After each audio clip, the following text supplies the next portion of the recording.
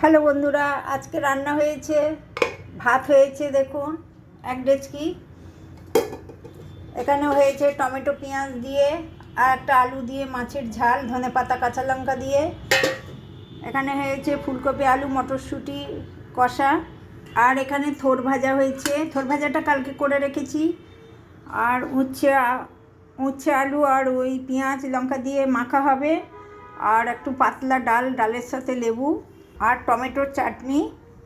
এখানে মুসুর ডাল সিদ্ধ করা আছে। কড়াইয়ে তেল গরম হয়ে গেছে, পাঁচফোড়ন আর শুকনো লঙ্কা দিলাম, একটু রসুন ছিঁচো দিয়ে দিলাম, আর হাফ পেঁয়াজ কুচকুচি করে দিয়েছি, একটু কারি পাতাও দিয়েছি। ডালটা দিয়ে দিলাম ফোড়নে। ডাল ফুটে গেছে, একটু ধনে পাতা দিয়ে দিলাম। আজকে এই পর্যন্ত বন্ধুরা, টাটা।